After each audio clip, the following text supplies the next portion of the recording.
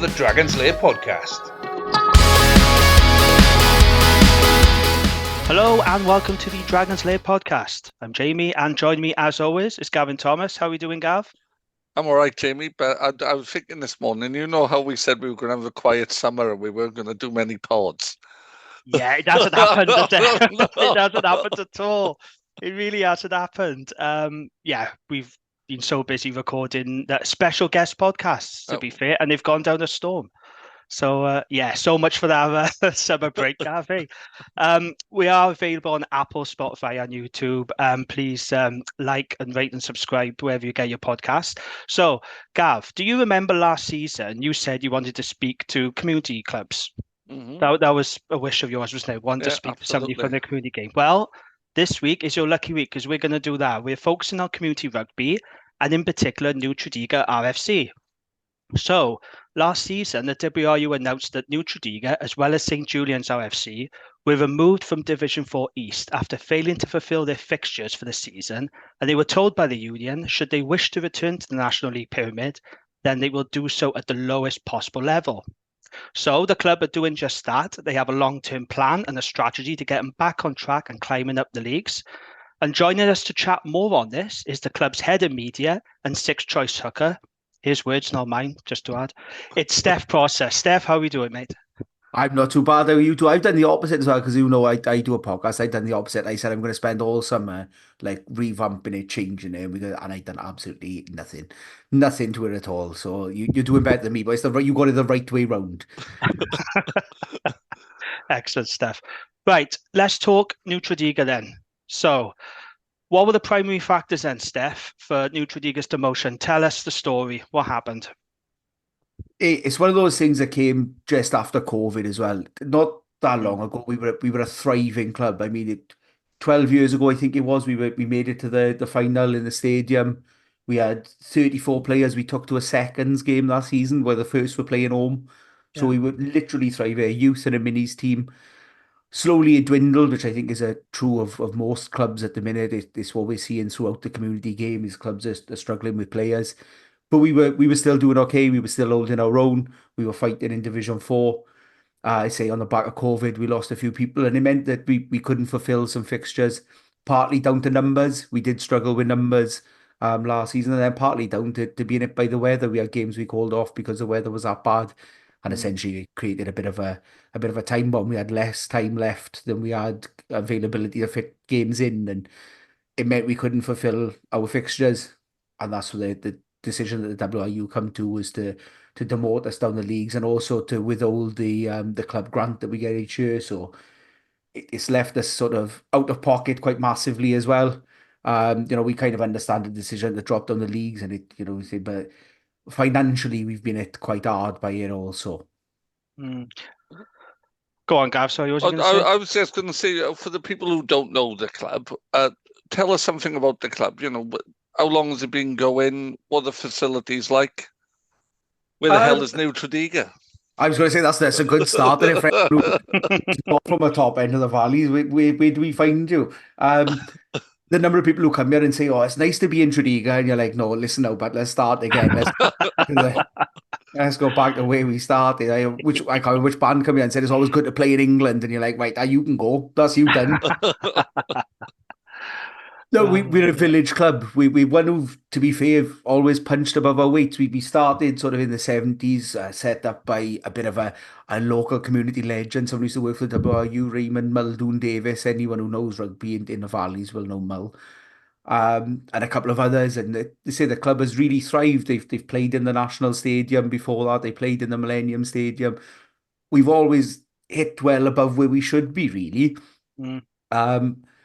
In terms of facilities, we've got a pitch and we've got some changing rooms and we've got a clubhouse, and you can't ask for much more than that. I would say we're one of the lucky ones. We're in the valleys. We've got quite a scenic pitch as well. We're set in the middle of the valley. We've got hills on both sides. There's usually some sort of bird of prey or other, floating around. We've had kids playing minis games, so we've got to get their heads back on it because they're watching the buzzards up above us.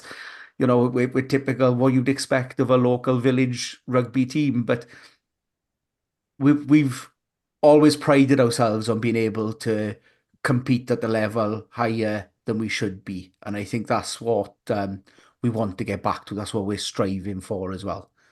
Yeah, yeah. You touched on it briefly there, Steff, but how much of an impact has this demotion had on the club in terms of finances, sponsorship, retaining and recruiting players? Has it been hit really hard? It's a bit of a double-edged sword. We have been hit hard, and especially sort of by the financial aspect of it. As I said, sort of, I don't know who knows the community game that well, but you get given payments based on how many teams you put out there. So first teams, second teams, minis and juniors, women's teams, and you get paid a grant with regards to that. You get a second payment as well. Essentially, we've lost £4,000 this year by not being able to fulfill those fixtures. So it means coming in this summer, £4,000 in the hole before we even start. What it has meant is everyone banding together. This club, you talk about what kind of club is it? It's very much sort of the heart of the community, and that's really showed because the people who've banded together for this, who've come back together, players coming out of retirement, players coming into training, businessmen who've sort of put themselves in there and joined the rugby committee that we've set up. So we've now got a rugby committee alongside the club committee. We've got sort of established companies that we think, so people like Dragon Signs and Root Media coming in to help us out, Philly Lettings, also sort of big things, but local companies like Stevely Windows who've not only helped us out with their knowledge and their background, but sort of financially as well to step on board as sponsors. It's been fantastic, really. The response is I would say exactly what we would expect, even bigger than we would have expected. And I think it's really helped to bond the boys as well. We've turned up to training. Training's really hard, but you remember what you're doing it for. You're pulling our shirt back on and doing it for the badge. And I think it has been a double-edged sword. It has been, no one ever wants to, especially the financial side. And I say we've gone down to Division 6 East. I think A, it could be B. I'm not bothered by the letter, but it does mean that there's only 6 of us in the league now, with Trevel have unfortunately also folded. So what that means is not just that we've lost that money, but we're losing gates this season because, we've only got those 5 home league games now to try and bring a bit of cash in as well, whether it be on the gate or selling beers after the game. So it is quite difficult in that sense. But as I say, it has been good. The atmosphere around the club it's really brought everybody together, and it's probably the best atmosphere we've had since that sort of 10, 11, 12 years ago when we were competing both in the seniors and in the seconds. So it's a good place to be at the minute. It really feels like a nice place, and I think people want to really prove people wrong who thought that we were dead and buried on the back of it. So have you lost a lot of your players from last season? Are there players that are like, I can't be playing Division 6 rugby? No, we found the opposite, really. We've had some players leave. We've had some players who felt that they were better than that, and that may well be the case. And so we'll always support them. We'll always want players to play at the highest level that they possibly can. We've also had players stepping down some divisions because of the plight we're in, because they've seen an opportunity. Charlie Davis was playing for Bargood last year. He was in the Dragons under 16s team not that long ago. He's 18, 19 now, and he's decided to move away from Bargood because Raymond Muldoon Davis that I mentioned earlier is his grandfather, and this is his grandfather's baby as much as he is. And so he said, no, I want to come back, and I want to get New Tredegar back up there, and whether that be for a season or 2 seasons, or he stays the rest of his playing career, he's made that decision himself that he wants to come back. It's not been a case of coaxing players and twisting arms. And I know some clubs in the past would have maybe paid players to come here and sort of say, we're not that club. We want players who want to come out. And I sorry, the name drop Mull at every sentence. Mull wouldn't let us pay players anyway. He's the tightest man in the club. We're not paying anybody if it's down to him. He won't even pay travel expenses. So, that what we've seen actually is quite a lot of players who are playing in those higher divisions say, well, I want to go and help this club out. This is my club. This is where my heart is. We had a few people who were coaches who said, oh, I want to come back, but I've committed elsewhere. Otherwise, we would have brought a few of those back as well. And we've seen, as I said, boys come out to retirement, or boys who were one step out the door actually say, no, actually, I can't walk away now and come back in. And we struggled a little bit for hookers in the past couple of years, and we've seen but Luke Howell Evans, Pies as he's known within the club, he's come back out. He's hit the gym over the past sort of few months and dropped an incredible amount of weight, and unfortunately broke his hand in pre-season, but hopefully in the next week or two we'll have him back and available as well. It's been a brilliant response, and it's really helped. And our numbers are looking healthy. We're running 30 something players now at the moment, whereas last year in training we were lucky to get sort of 6, 7, 8 maybe. You were saying earlier about clubs paying. Do you think that's something that's had an impact on the grassroots game? Because if I just think about the clubs in that part of the world, so like I said, Trevel have folded, Tredegar have folded. Tredegar were playing first-class rugby 35, 40 years ago.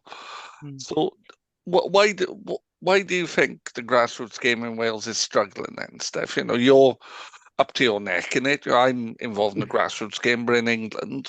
Well, why do you think it's struggling in Wales? I think that has been the case with some clubs. I won't mention anything. I know I spent a lot of time over Tredegar as well. It was kind of our second team. We'd watch New Tredegar when they were home. If New Tredegar were playing away, we'd nip up to Tredegar mostly because my old man was able to get in free on a dodgy season ticket. But maybe that's what's wrong with the Welsh game. Perhaps that's what's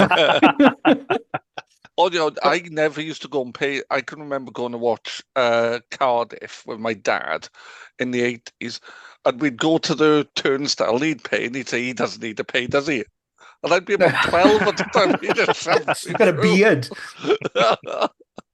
But I think that has been the plight of some clubs, not so much the paying when they couldn't afford to. I think some clubs paid players who weren't local to the club and then left when things didn't quite work out for them. And it meant it upset the players who had been there previously, who said, well, I'm not going back there. They replaced me with someone from outside.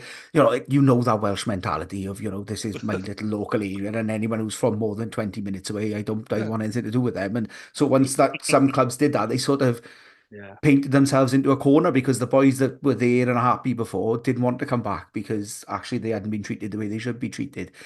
I think obviously there's always the issue as well, sort of times change a little bit.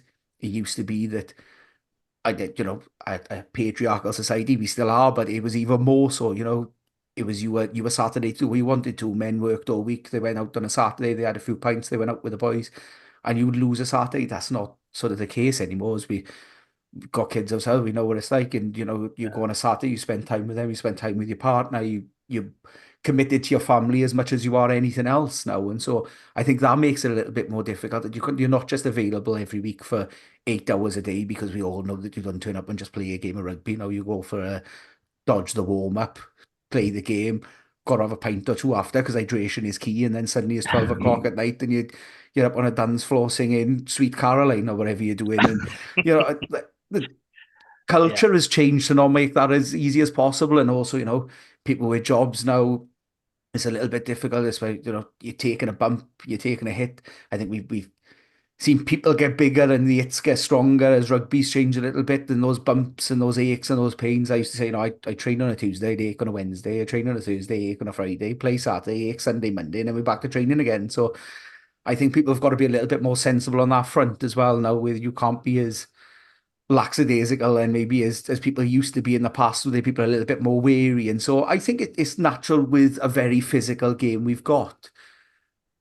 I do think we've got that issue of sort of other things pulling us away as well, especially with people coming through the system, youngsters coming up and playing. They've got more options than they ever had. There's clubs for just about everything. For when I was a kid, you did football, rugby, or some sort of karate, and then there wasn't really anything else in the valley. Now there's so much you can do, and everything seems more accessible. You can get places easier, and that's without being I'm not going to be the old guy who says, and everyone's online now and playing games, because I go online and play games sometimes as well. So I'm not going to.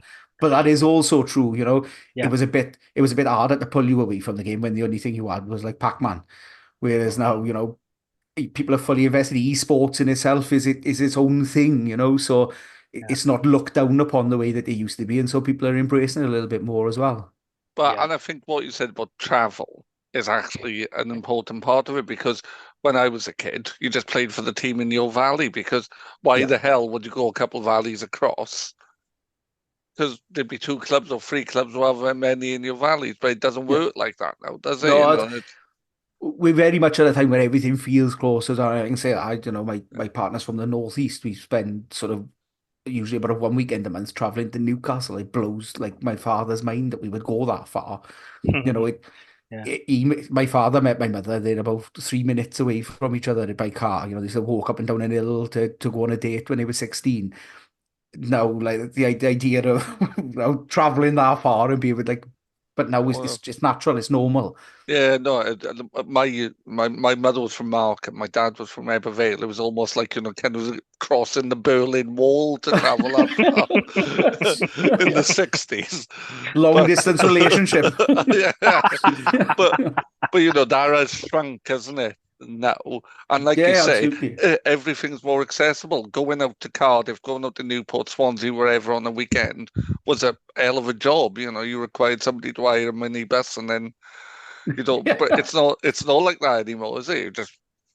There's trains, there's everything else. Yeah. No, you're absolutely right. Steff, you mentioned community earlier. Are there any upcoming events or initiatives aimed at rallying a bit more community support? Have the club got anything planned? Yeah, we're always looking for things to do. We've got a few things in the pipeline now. So whether it be sort of just bringing bands to within the club is kind of the old-fashioned way you're doing it, I think. But we've got a few events coming up. I won't spoil anything for now because it's still going through our rugby committee at the moment. We've got a few things. We've also managed to, I think that the bigger thing as well has been engaging people through social media, using that online presence to our advantage. And sort of we've done a few things through TikTok. We've had a few players come down as well. So Chris Digamidis came down, Richie Reese has been to the club, putting that presence out there, like them talking about us, them talking about what we're going through. We've got Alex Cuthbert and Gareth Hanscom coming down over the next couple of months to do a few training sessions and help us out. So I think that's been a big help as well to show people that actually, we set out when we first, the Dean Jones, who's kind of, I don't know what his official title is, but he's kind of running the rugby committee side of things. He said, I want to be the most professionally run amateur club in Wales. And I think that's the way we've looked at it completely. And, he's got connections throughout the game. He's sponsored clubs at the highest level. He's involved in everything. Fair play to him. He's never not working, I don't think, except even when he's on holiday, which is a lot, to be fair to him. That our plan is to be exactly that, to run the same way that a professional level club would run. And I think the way you do that, as I say, is engaging people in everything else as well, engaging them on a match day. We've got a new program coming out that we're hoping to digitalise, so it'll be a digital match day program rather than the old paper copies we used to have out. It's just that making us look a bit more professional to engage people and say, actually, we've moved forward. We're embracing 2024. This is the club as it is now. And that's been important as well, but with the change of the badge, we've got 2 badges this year, perfect for a Dragons podcast. Look, so we've got the old badge, which I was reliably informed is actually the 3rd badge that we've had. And the first one was an actual newt holding a rugby ball. Then we changed to the first iteration of the badge we've got now, and then this iteration, which is the quarters, for anyone who knows the new Tredegar badge. So that's still on there, but we've also got a phoenix with the same 4 quarters sort of underneath it, showing that rising from the ashes, the re-rise of the club sort of into our next generation. And I think that embodies everything that we're trying to do, to be honest. Who designed that new badge then, Steff? Again, that's one of Dean's. That's one of Dean Jones's. Again, done professionally. The original one was done by just people in the club, players for the club. And we've had that for a long time. And I'll be honest, there was a little bit of controversy when there was talks of a new badge because people are so connected to it. And some of the boys have got it tattooed. That's how much, the club means to them. So when you talk about how we're going to change the badge, we've had to say, so it's where the idea of double badging it comes from and really showing that connection between the past of the club and the future of where we go in. And I think that is exactly what we need. And stuff like that can be tricky. My club changed our club colours about, when was that? 12 years ago now. And honestly, you'd swear we'd gone out and set fire to people's houses. It's. There was a lot of, but you can't change the badge. The badge is the club. I said, well, no, it's not. This is the club. Like the boys who were sat here, the boys who were out on the training pitch, the atmosphere after the game, that's the club. And then weirdly, it's kind of that middle band. So the older people in the club that I thought would be the resistant ones are actually the ones who are saying, yeah, let's embrace it. Let's do the new badge, we'll take it on, and then the kids love it. Yeah. So the least scary nickname in the whole of rugby, we the Newt, right? Everyone chants it on as Newt. Go on, Newt, Newt, Newt, Newt, right, all the way through. And then someone would say, I had one of the kids say, why are they chanting Newts with the Phoenix now? And I thought, like, right, the kids have embraced it. And then the older members of the crowd, it's that sort of middle. But yeah, like you said, you know, it is, people feel so attached to it. It means so much more than just a badge for them, you know, that. I would argue, though, it's not the least impressive or least scary nickname. Rye Rugby Club, which is down the road from me, is called the Goons. Because Spike Milligan lived down that way. There's some brilliant ones as well. It's like the Black Army, like sounds so good, and then Merthyr women's team are called the Iron Maidens, which is like I love that. I like that. Unbelievable. And then we're called the Newt. Like it's not striking fear in anyone's heart, is it? Not really, no. But I love it, and I do think that kind of sums us up as well as a club. Yeah. You know, we haven't got the fancy nickname, we haven't got the over the top sort of thing. We are the Newts. That's who we are, and we get on with it. And I do love us for it. I hope there's someone dressed as a Newt on the touchline. We've got a Newt costume, Newt and the Newt.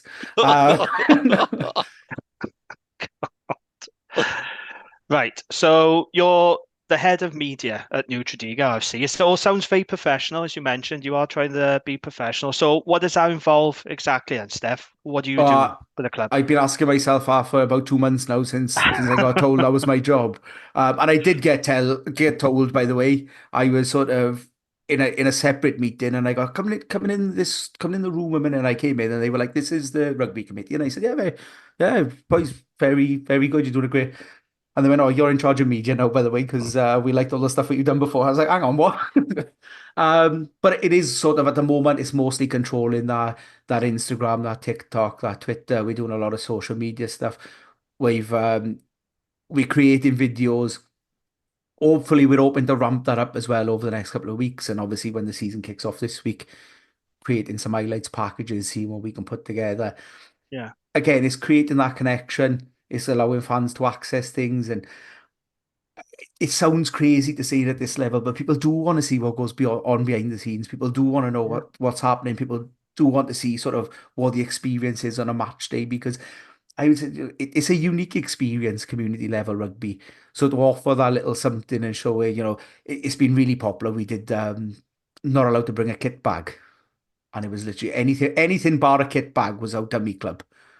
And the boys, and everyone's got their personality within this. So one of them's turned up with sort of their kid's little Barbie princess backpack. One of the boys has got a massive fishing net that's about 7 foot long with his kit in it. One of the boys has got a 10 bag of rubble that he's got his boots in. And it kind of sums them all up perfectly. Essentially, the job is that it's connecting with the fans, it's creating that content, it's offering them something to get them on board and show them.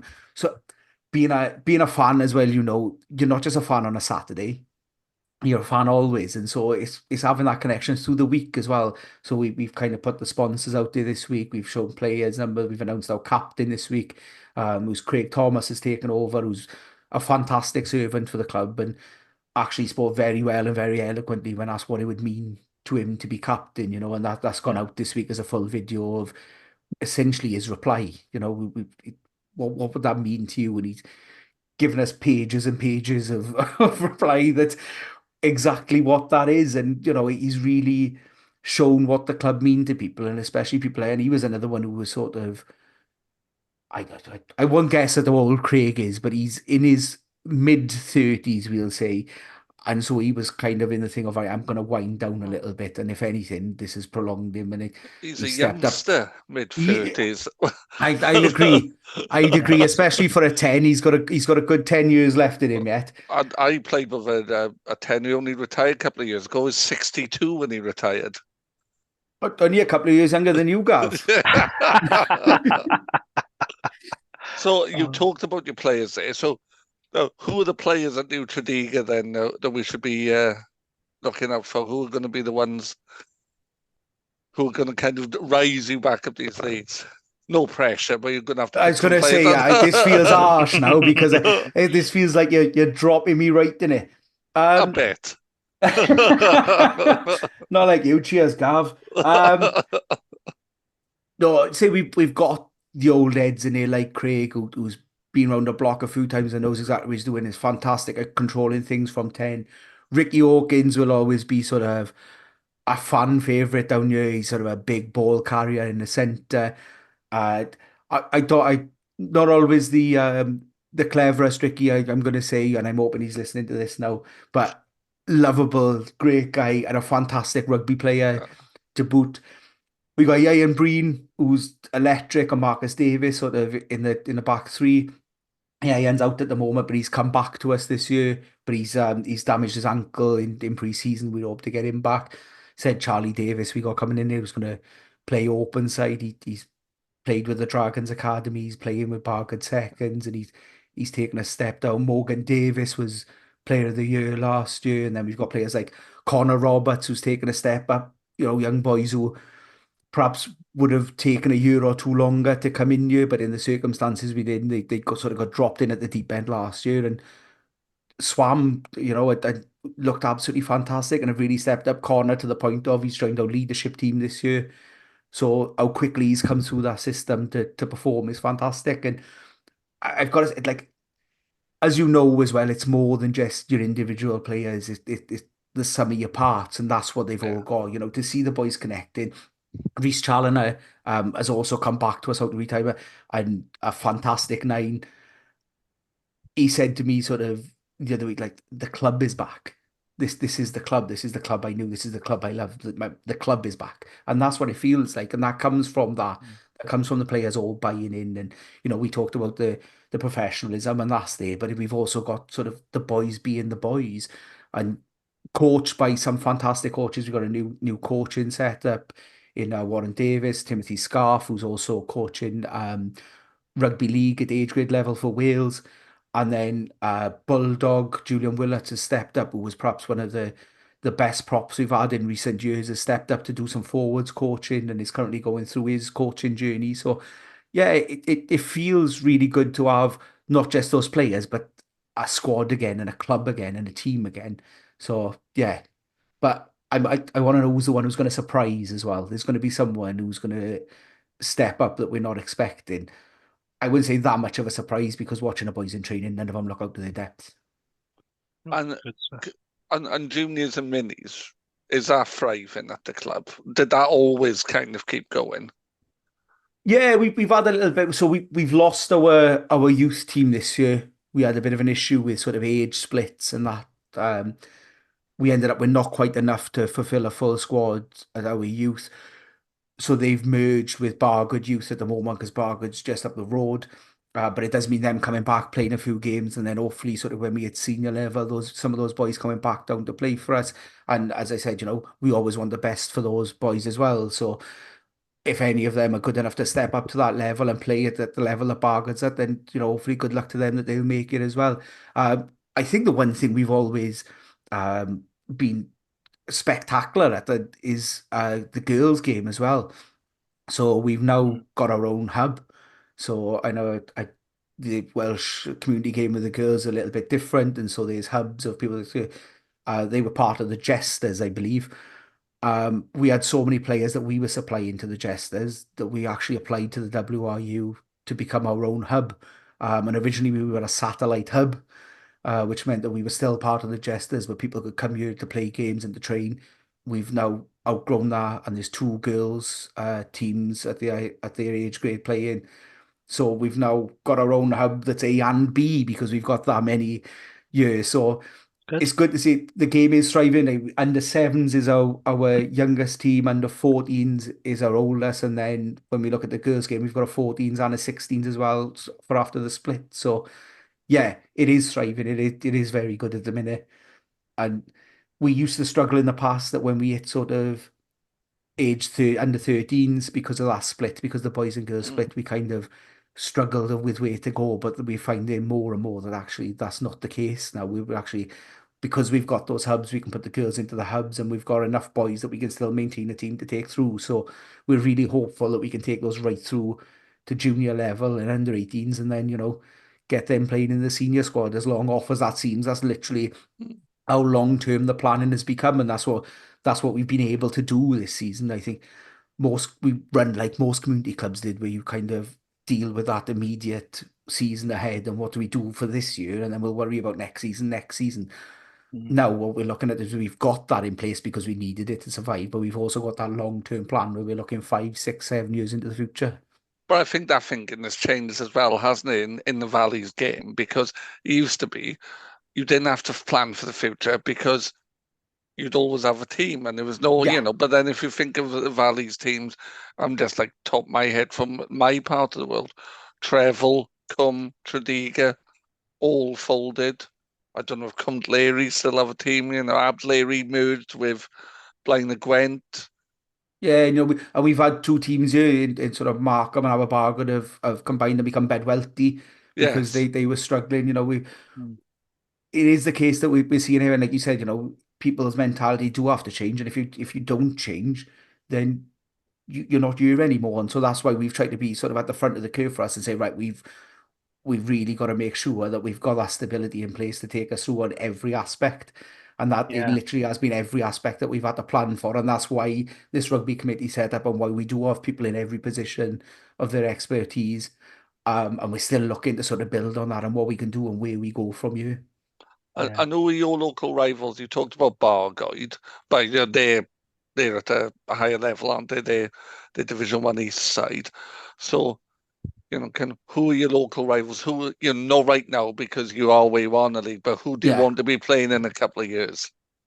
But again, that's the big one is probably Bedwell. You've got Rumney a few leagues above us. Rumney's always a nice, tasty Yeah. one. Abertaursug is, I mean, literally, you know where the valley's like. They're walkable. You can Yeah, walk to yeah, Abertaursug. You well, can walk to Aberto's up Rumney. to New Tredegar, yeah. Yeah, it's down the line. We walk the Yeah. line, walk the kids to Abertaursug, come back with back more quickly because you don't want to be hanging around in Abertaursug. But But yeah, there's a few. And what we found over the years is, again, we talk about that everything feeling closer. Some of our bigger rivals perhaps became clubs that were a little bit further away. New Tredegar Chepstow became a bit of a tasty rivalry, even though it's a bit of a trek away. There was a couple of big games, a couple of important games that we're playing against each other that got it, and then that became a rivalry. So yeah, local derby, probably that's where we're looking. But yeah, you find that those ones further away, and then sort of a trip to Newport is always a tasty one as well. You go down there and play the city boys as they were, and coming up to the valleys, and it creates a different atmosphere that way as well. So it's always fun going down to Newport or a Newport team coming up as well. So it's not always just those local games that get good. I know Steely's sort of local rival guide or whatever he used to do. There's always a few of them. But what I found was it suddenly became those teams were a little bit further away as well. That became a good one. RTB Evervale's always been a Mm. bit of a friendly rivalry. I think when I was playing for the seconds a few years ago, we played them so many times they were going to invite us to a Christmas do, I think. Yeah, my old club. Yeah. Does the club have any relationship with the Dragons? Do you get like free match tickets or any community camps going, Steph? We've done some community camp. We've gone down quite regularly with the minis. We take the Yeah. minis down there. They've done their flag bearing. It's a really good day. I love going down there with the minis. I've been down there so many times now because I coached my son's team from under sevens up to under 13s when we had that split, and then I started again with my other son from under sevens. So, I might as well have been a season ticket holder. It felt like at times I've been down there so many times and had seen so many games. I gotta say that they have always been good with us and always good. If we reach out, they're always willing to have us. Always, and the kids love it. Playing in the stadium, playing down at Rodney Parade, Yeah. out on the pitch at half time or before kick off, and banging the drum and the flames going off. And Yeah. I think last time we went down there, it was Motorhead, the game, the Triple That's H's right. old. And Yeah. when you got the kids there and those flames are going up and that's well, I say the kids, it was me, I'll be honest, I loved it. It's a proper I was ready to play a game myself. But so yeah, the Dragons have been very good with us and player meet and greets as well. And we've got a relationship not just on the rugby side, but people who know people down there. And so we've had players come up. Reinhard Landman was a great one when he came into the club. He Friend of presented the pod. Yeah. yeah, Friend of the pod line, man. Good bloke. lovely bloke, and he presented kit to our minis. We just good. can you come up on a Thursday night? Yeah, no worries. Let me know where it is. Like you said, where's New Tredegar?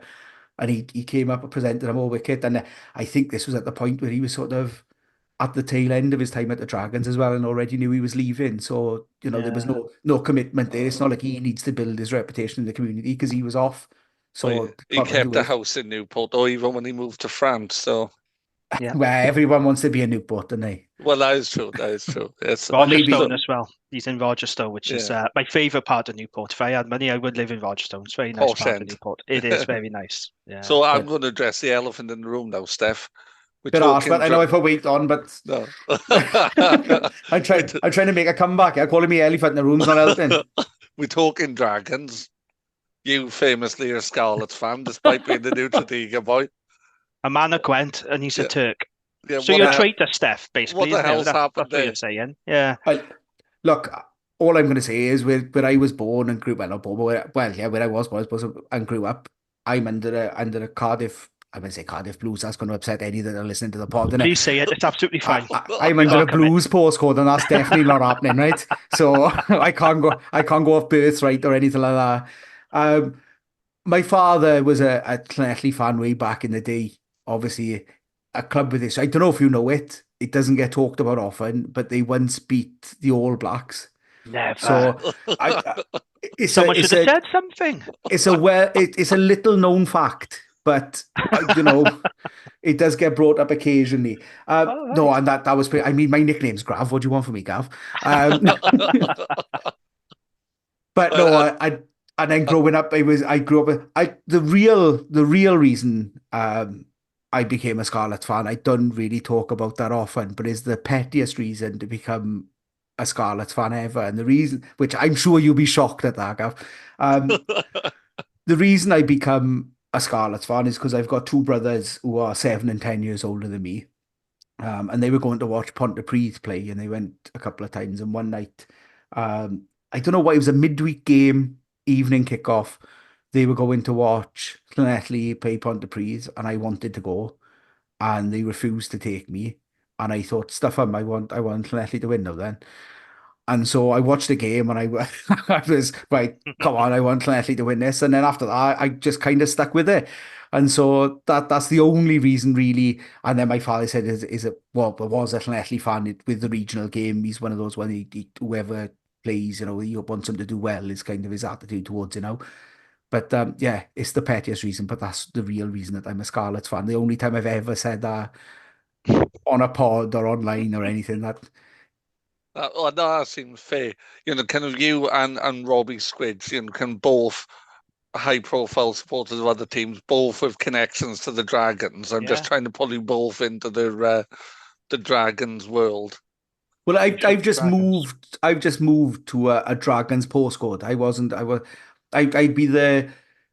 I give the Scottish fans enough stick for how many South Africans they got. I can't follow suit and become a Dragons fan because I live somewhere different now and apply on residency. I've got to make sure I stick to my guns. Oh, yeah. I think you were on the borderlands, weren't you, where you grew up? We'll let him off then. Let's stick with pro rugby then. So, Welsh rugby, as we all know, is in a difficult place. Next season's going to be interesting. Well, the upcoming season. We know the budgets are coming down now to 4.5. How do you feel we're going to get on, Steff, in terms of all the Welsh teams in the URC? Are you optimistic? Are you confident? It's going to be tough, isn't it? But are you looking forward to it at all? Last year, I really struggled. I really struggled through the season last year to engage with it, which is really difficult when you've got a podcast that you're meant to record every week based around URC rugby. It does make it difficult. I'm always weirdly optimistic with regional rugby, or whatever you want to call it. Professional Welsh elite level game, whatever. It's not going to upset anyone, but with regional rugby, I'm always weirdly optimistic towards it. Not always the same with Wales at an international level, but I mean, I feel like it can't get any worse than last season for the Scarlets. It was a very bad season. Again, I talked about when we were in the stadium. It only feels like come 15th, Steff. It could have gone worse. To be fair, it could have gone worse. Yeah, okay, I'll give you that. But you know, I said, I talked about us being in the stadium. It doesn't feel like that long ago. You know, we were winning the thing. And to be where we were last year felt really difficult. And it was hard to watch, not just because we weren't winning games. We weren't particularly playing well for the first half of the season, maybe a little bit longer as well. I do think there's little bits of light in there. I don't think it's a particularly bad thing to lose some of the big names that have gone, some of the players who are perhaps again coming to the tail end of their career. I Yeah. think it might be good to refresh and rejuvenate and look what we can do. And I like how many of it's not just being about going out and find, you know, some of the signings actually have been really good throughout Yeah. all four teams. I think actually, I think it's been sort of a bit understated how well they've recruited, and it's and giving youngsters a chances where it worked quite well for Cardiff. I thought, you know, they've starting to pull some things together. Not world beaters yet, don't get me wrong, but you know, players are starting to click. And I think that's the thing, it's gonna take time. You know, essentially most of the regions have got either new coaches that have come in the last couple of years, or as we're seeing with the Ospreys now, you know, Booth is outgoing, so they're going to bring someone new in. There's youngsters coming through, and it does mean changing the style that you play with. It's changing what you do, and so it's going to take a little bit of time to bed in. It's going to be difficult. We're always going to struggle to compete as well, especially on the Yeah. European stage. You know, when Richie Rees came down and talked, he was talking about the playing budgets in France, and you know, it's money that you can't even comprehend within rugby. I mean, we're sat here talking about how much we've had to work to get our £4,000 through fundraising, and like that's like the red wine budget on a training day for the French teams. Yeah. So we're always going to struggle to compete in Europe. We're always going to struggle to compete against the likes of Leinster and Munster. But actually, I am weirdly optimistic because I always am. And I don't think the playing budget is the be all and end all. And actually, if you can get those group of players playing together and playing under the style that that coach wants and that like, and that embodies that club essentially, you know, I do think every one of them's got a little bit of identity to them. Once you get that to filter in, I think they'll be all right actually. Don't you think though with Scarlets and Dragons as well? I'm not pretending Dragons aren't in this. Ospreys, we all know what the Ospreys' way of playing is, and you know, I've made it clear on you before. Toby Booth is a good coach, but I find him irritating because of his Ted Lassoisms. But you know, but you know, Find a but, way. Find a way, Gav. oh, yeah, oh, God, honestly, mate, it's professional sport. It's not magic. Uh, but It is like Ted Lasso, but if he was like the dog mascot, he's got a kind of a dog mascot look about him, hasn't he? he does Well, look a bit. remember Ruckley? Like he's got a bit of a Ruckley look about him. Sorry, I'm just looking up to the heavens in memory of Ruckley. R.I.P. Ruckley. But so they've got a clear way of playing. Sheriff has got Cardiff playing in a particular way. But I think both Scarlets under Dwayne Peel and Dragons, if you ask me what the playing style of both those clubs were, I couldn't tell you. No. Yeah, I agree in some respects. I do think, but I'm still the one who argues that I thought we could start to see one under Wayne Pivac, but seemingly I'm in a small minority there as well for Wales, not for Scarlets. I do agree in some sense. I think Scarlet sort of went a bit the wrong way at one point where they were struggling to get the basics right and they went, right, let's just do some mad shit at times. And no, let's until you've got your basics there, you can't do the mad shit. And so I think that's what they sort of dialed back a little bit and what I think they're starting to do. I think it's good that we're relying less as well on just like give Callum Affoni the ball and see what happens. Because that became our thing at one point. It was like the old give it to Shane. Give it to Callum Affoni's harder to chant, obviously, but I think like that became an issue where we were just like, right, we need to do something. Give it to Sione Callum Affoni and see what he can do. See if he can make some ground, and then we'll build off the back of that. So I do think sometimes losing those big name players kind of helps you a little bit because everyone's got to step up and say, oh well, actually, we've got to do something. We need to create something. I think it is coming a little bit under Peel. I don't think, like I say, you know, it is sort of relatively new days.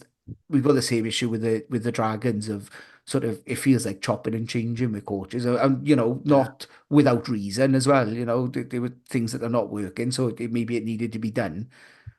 But I think they both just need that stability a little bit to stick with a coach and a game plan and say, right, this is what we're going to run with for a couple of years and see what sticks. I think the game plan's almost more important than the coach. Yeah. You know, kind of having a clear identity. Yeah. is more, and I think, and I'm not getting on the Ospreys hype train because they came 8th out of 16. Let's I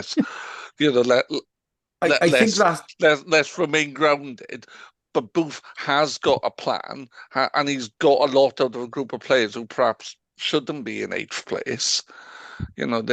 So I think there is, and Cardiff, as much as, and we've talked about this on the pod, haven't we, Jamie? The kind of Cardiff didn't win many games, but they always looked like they could win games. They were competitive, whereas, people forget Cardiff won the same amount of.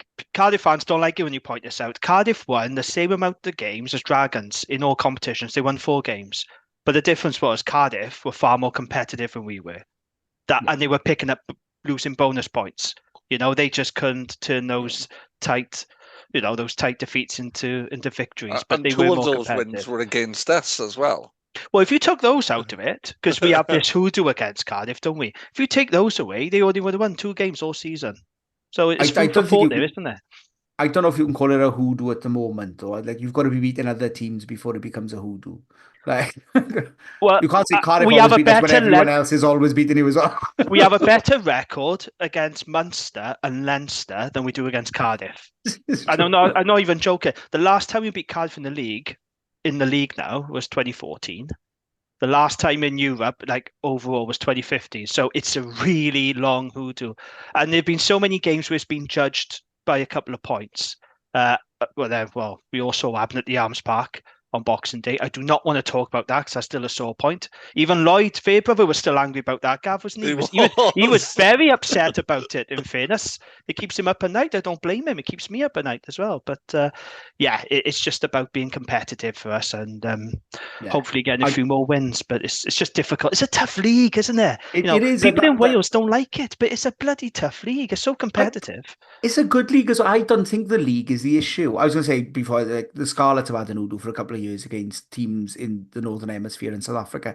But it's a good league as well, I think. I genuinely believe, I think the biggest issue isn't the on-field stuff for the ability. I think the biggest issue comes with the way that it's promoted sometimes.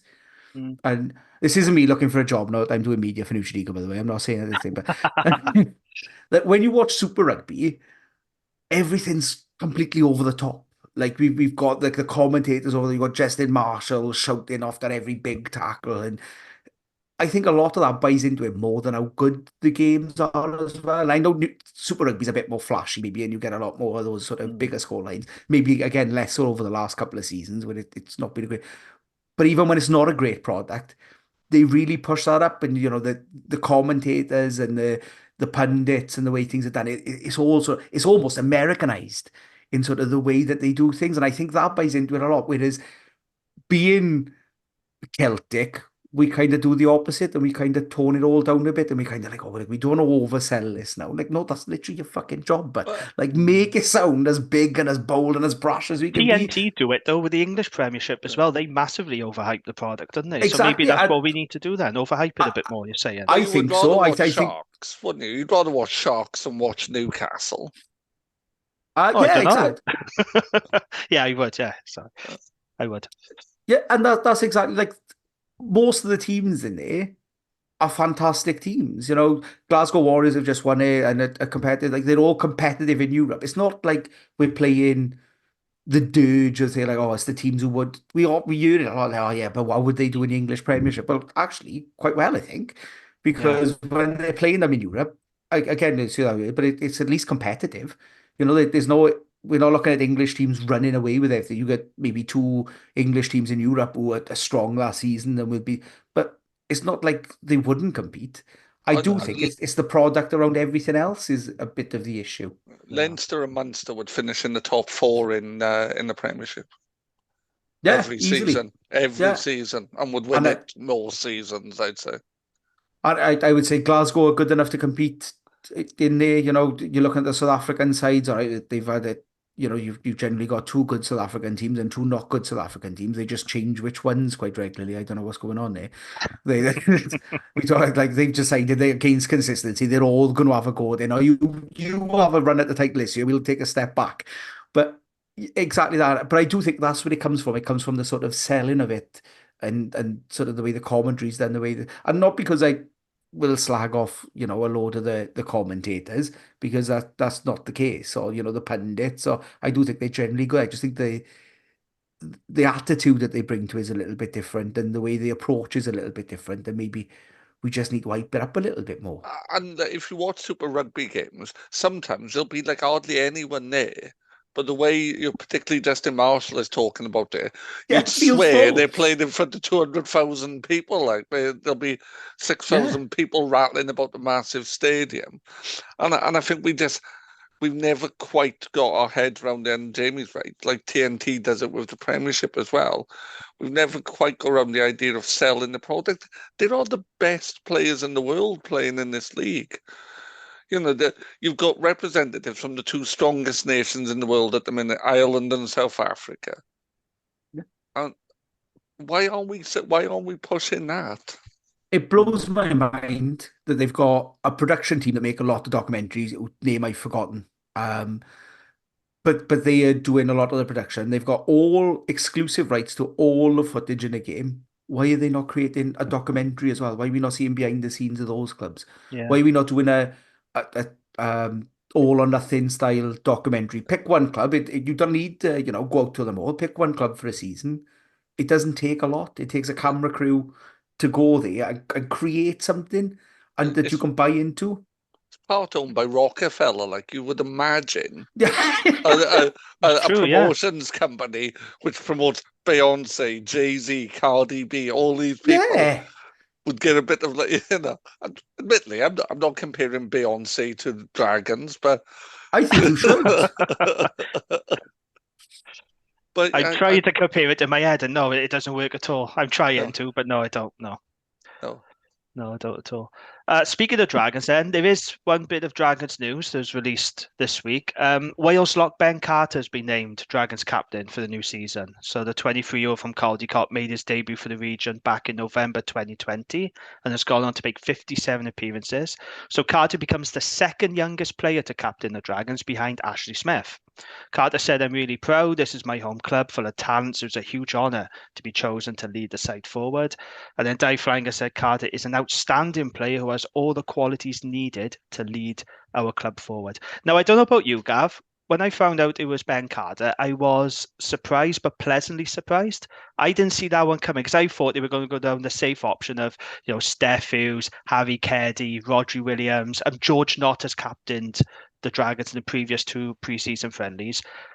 I think it's a good move. I quite like this, Cole. What do you think about Ben Carter being Dragons captain?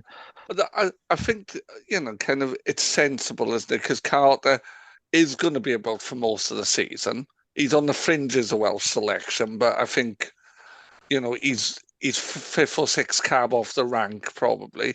So we'll keep him for most of the season. He's a good on-field leader. He gets around. There's the industry there. And he's going to be in that team, isn't it? Because the problem with Steff Hughes wasn't in the team half the time. But if you look at our second row options, well, Ben Carter's going to be in there, isn't he? It's going to be one of Ben and either Steve Cummins or Shane Lewis Hughes at second row, unless they're playing Shane Lewis Hughes at 6. Yeah. But I'd say kind of Cummins is probably now in front on the pecking order in front of Screech. I don't know, but I think this has been done to push him on a little bit as well, Ben Carter, and I think it's a really good move. And I'm a big fan of Ben Carter. I'm not just saying this because he is a Dragon, but I think he's undervalued and underrated by supporters of other regions. And I think part of it is because he plays for the Dragons. Because I'm telling you, if he played for Cardiff, he'd be in the Wales squad more, or be hyped up a lot more than what he is. But because he plays for Dragons, he don't seem to get the respect. But I really like him. Do you like Ben Carter, Graf? Yeah, a lot. I'm a big fan of it. It's 23, you said he is now. But what was he? 19 was he when he made his debut? 18, 19? I think he was. Yeah, he's been around. But he's made 57 20 when he played for Wales. Yeah, so he's young. So he's young, but he's still got that experience. And again, we talked about sort of long-term planning. That seems exactly it. Yeah. You make him captain, and as long as you can retain him at the club, which, like you said, it's my home club. He's already using that suggests he's not looking to go anywhere else. Well, that's a long-term plan. I agree with you. I think he's one of the best options we've got at second row, sort of not at the Dragons, but in Wales, and Yeah. being 23 in the second row, you would have thought he's not getting anywhere near the potential he's going to hit yet. You know, he's not going to mature for another couple of years into the player that hopefully he can be. I think he's a fantastic player, and obviously he's doing the right things behind the scenes as well to be made captain. Yeah. And you know, we're seeing, you know, captains becoming younger and younger. Yeah. I'm also a big fan of a captain in a pack. I think a captain should never be a back. No, I agree. I don't like that either. Yeah, not outside of 10. I think if you're a captain outside of 10, that's. But then if you're 9 or 10, you kind of should be taking some sort of control and having conversations with the ref anyway. So if you're captain, I feel like you're losing a player who's got that game management then, because actually you've made your captain the guy who should be controlling everything anyway. So I'm a big fan of a back row or second row. I think it nails it. But yeah, I'm a big fan of his. I think he's got all bags of potential, and he already looks good. He's already one of the players that I enjoy watching, and I think he's doing his job very well for the age that he is, especially. I think it's a great shout. And him and David Jenkins for Wales feels very nice for the future. They're 23 and whatever David is, 20, is he 21? 22, I think. That feels quite nice for long-term planning. Chris Shuns is 23 as well. You know, there are big babies, second rows coming through. Yeah, we got a good stock of second rows in Wales, because do you remember when Alan Jones retired? Everyone was like, "Oh no, what are we gonna do?" But we have got really good locks coming through. No, you say that, but Corey Hill was in the last squad. Oh, I know. Who was a good second row, if not slightly problematic, and now playing in pub rugby in Japan. He was good for the Dragons. I will say he was very good. Shit of a bloke, but for the Dragons, in fairness, if you're picking one of the best starting 15 Dragons have done, he would be in the conversation because he was excellent for us. So absolutely. Certainly one of the best second rows of the last 10 years played for Dragons, easily. Eamon Rowlands probably. Yeah. When you put aside the debt collecting, then he was a pretty good. Well, everyone's got to have a hobby. It was awful. Amateur debt collecting. There's a friend of mine, his dad. I'm going off a tangent here. What a cock up that was, though, by Wales. And for Gatland to come out and go, I didn't anticipate and making backlash. Captain. I'm like, are you fit, Gatland? Everyone on social media has been moaning. He had reporters, questioning his decision. And he said he honestly couldn't see the backlash that was coming. Come on, mate. Come on. No, that was a terrible. I think Gatland's now given up with dealing with the media in a sensible way, though. I don't care. I think he's Kylie, haven't he?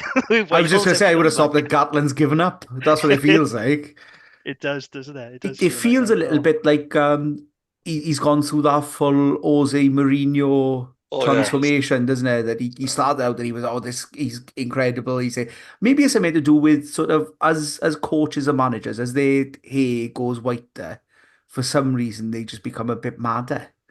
Yeah. Like I don't know what's going on. Jose, when he was looking young and fresh and dark-eyed, and then Gatland, the more he's lost his as well, the more he's turned into a bit of a lunatic. If Toby Booth ends up as Wales coach, so I'm going to start supporting England. Oh no, that'd be brilliant. When they said that he was leaving at the end of the year, at the end of the season, I did think, is this another one of those? Right, we're going to build him up to be the successor. It does kind of feel a bit like that. What's wrong with that, Gav? Toby Booth would be a fantastic coach for Wales, don't you think? No, he's a good coach. You don't rate him at all, do you? I know. or at least a mascot. I just it's this. We'll find a way. No, but it works. To be fair, they did find a way. To be fair, but that wasn't because of his cringy Ted Lassoism. It's because he's a decent coach. He's surrounded by proper coaches. They have a clear game plan. Communicate that. Don't give me all this sappy nonsense or this group of players. No, this is our plan. This is what we're going to do. This is going to win us games. I don't want coaches to... I don't care what coaches' personalities are like. I care what they do on the pitch.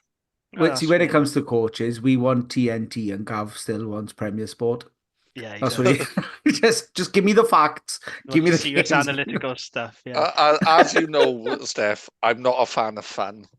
There's no You are point. not a fan of it. We talk about this quite regularly. Gav It's doesn't like fun. it is worth listening to our one of our other feeder pods, the Ospreys Erie. They were talking about Toby Booth. I just think it sounds weird because we talked about it on Rap. In February, mind, Lance Bradley was saying, yeah, I want him signed up to the club long term. 7 months later, he's fucking off. And you're like, well, what's going on there then? It just seems a bit weird to me. I think there's more to it than what's being led on. I really do. I honestly think there's more to it. I think Mark Jones, great appointment. Yeah. Great appointment. One of the best young coaches. Well, I say Tips young coaches in Wales. Yeah. I don't think it matters who coaches them though, because I've spoke to Ospreys fans, and as soon as they move into St. Helens, everything's going to be fine. So they'll win the European Cup. That's the only issue that's held them back all these years. Wow. Good luck to him, I say. Right? I'm glad it's a Dragons pod because I've slagged off the Ospreys and the Blues on you now. So right, let's wrap this up then. So, Steff, what message would you like to send to your supporters during this transitional period for the club? Look, I know it's easy, but just get down here and support us. Give us everything you can, whether that be I wouldn't say in the stands. That's what kind of level of club we are. We haven't got stands. On the sides. Come behind the railings, under the trees. We've got one very problematic tree as well.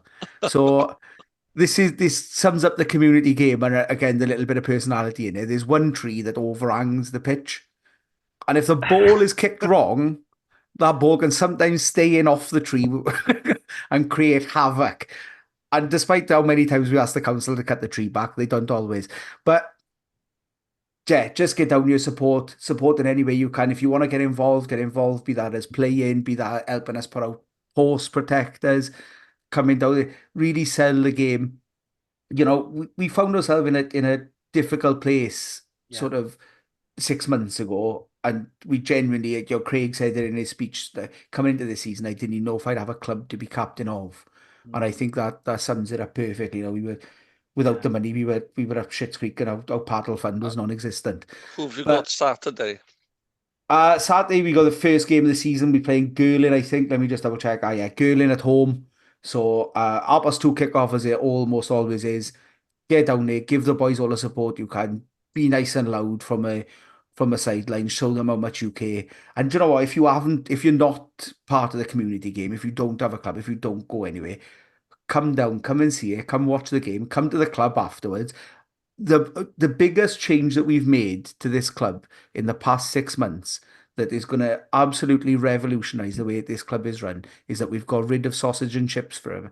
That we've got more options for players coming off the game, because some of the boys that have played for sort of 10 years or more were 75% sausage by the time we got here, because that's all they've eaten for 10 years. So, but come down, feel the atmosphere after the game. We're one of those clubs that we don't need in the old school way of we'll still have a sing song after the game. The boys will get up. There's usually a bottle of something that's been emptied that someone will use as a mic. We're very much that kind of club, and we're a very welcoming club. The atmosphere is unbelievable. And they say when we turned up our first game at home after pre-season, we played Hollybush, which is another one of the local derbies for us. They had a couple of players who had left us recently, and so it added that extra bit of spice, and we beat them. Went back to the club afterwards, and you can feel the atmosphere within the place. The place is bouncing, and I say, come be part of that. Come be part of the club, and that's what community rugby offers that the professional game can't quite as much. You can turn up on a Saturday and watch, the Dragons, the Scarlets, the Ospreys, the Blues, whatever you might want to do, but you can really be involved in the community game. So come be involved, come be here, come enjoy it, come talk to the boys and see what it means to them as well, because it does mean a lot. It means everything to them and to the community around you. Good stuff. I think that's a good way to end it. Steff, thank you so much for joining us, and best of luck with everything at New Tredegar. I hope the rebuild works and you climb up the leagues, because I think that'd be great. It'd be a great story. So best of luck to all of you down there. Cheers, boys. Thanks for having me on, and best of luck to the Dragons as well. No doubt I'll do a couple of games this year, and hopefully I'll see you there. Excellent. Yeah, come to Rodney Parade. That would be don't be a stranger. That'd be pretty good.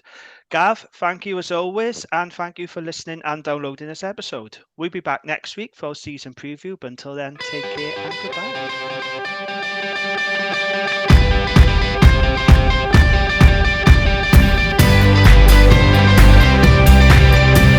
That was the Dragon's Lair. Join us for more of the same next week, and in the meantime, please rate, review and share us on socials if you can. Until then, enjoy your rugby.